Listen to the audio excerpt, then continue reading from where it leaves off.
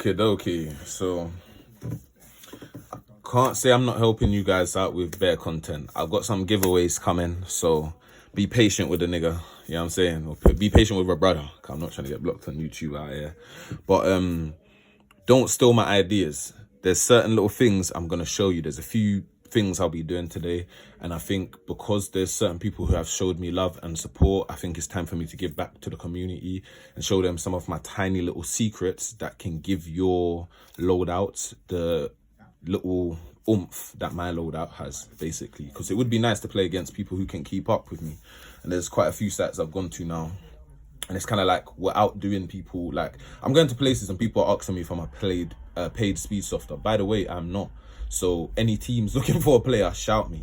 I'm not gonna lie, there is some places I go and we get pressured, but like I said, it's because I'm not played professional. I this is something I do as a hobby. This is something I love.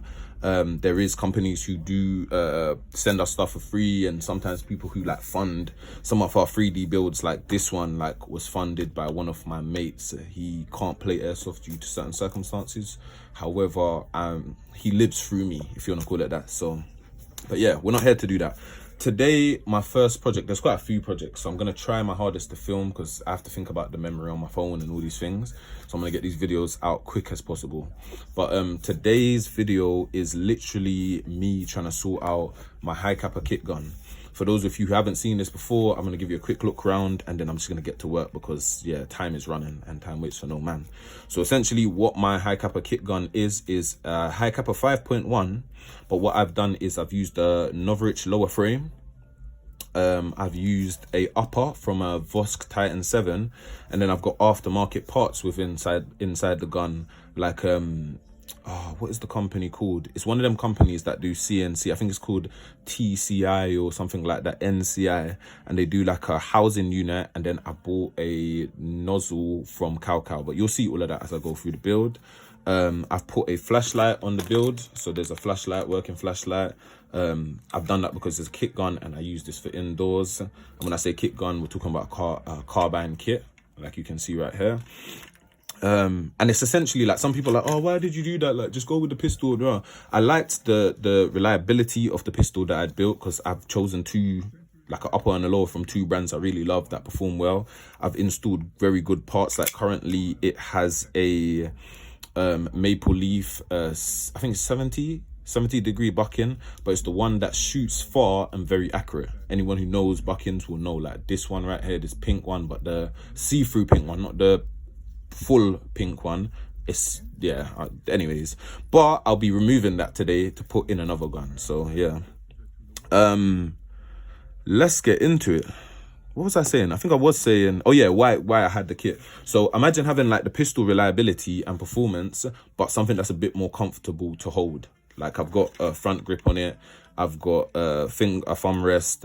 There's a red dot, which allows me to line up them shots, and it's so accurate. Like the red dot comparison to where it shoots. Yeah, it's lovely when I use this bad boy. And then, like I said, I've got the flashlight for them indoor seasons where I'm trying to light an area so we can walk through, or I'm trying to blind somebody so I can shoot their ass.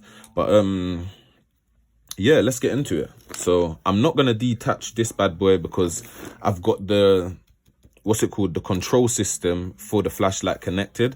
So what I try to do is I try to keep in mind that I've got that going on, so I'm not pulling on the wires too much, because anyone who knows flashlights knows about shorts. Shorts is one of the most annoying things to happen, because you would have wired up everything, you'd have finally got it perfect, and because you keep jigging up the wires, now your thing is no longer operational. So I'm going to be careful with my wire. However, I kind of want to secure it. I think I might put a cable tie somewhere or at a few places once I find out where it's gonna sit, because one thing you don't want also is too much movement with these wires as well. Like that's also what will short out your wire. But everything on it currently I'm happy with. I think the only thing that kind of needs to come off it just to make it a bit lighter is this front bit, because technically it's just there for show because there's a red dot, but I kind of like to leave it on there just in case, because if I ever take the red dot off it, I need something to aim with, right? And it's all nice having a kit gun, but if all you've got is a rail to look at, it's quite like what the fuck kind of thing. So yeah, but I think the kit itself is fine, so I'm gonna leave that. I think the only thing I want to take off the kit is potentially this right here, because I feel like because it's right near the flashlight, it almost becomes not usable because you're worried about damaging the flashlight and the wires and stuff, and all it is essentially something that hold. Maybe not then, because then the gun would be sitting like that connected. Yeah, and I'll leave it. No, that makes sense, because then the gun would be sitting side by side next to me and the flashlight would be next to me, protecting it. It's not on the outside. Yeah, cool, leave it. I'm gonna leave that. But yeah, let's get into it. And you're probably like, what's all of this and all of that? It will make sense further down the line, because basically I'm building something that shouldn't be in what it is currently in. And there was a few issues we had during the 3D printing process. Like, this is the second mod of this kit. I've got another mod that we didn't quite get right. Like, we got the rails right, but the gun wouldn't like function in the kit. And then this kit, the gun functions, but we mucked up the rails. So there's due to be a Gen 3, hopefully by the end of 2025. But my plan is run this one for maybe another 6 to 9 months, try and work out all the potential issues.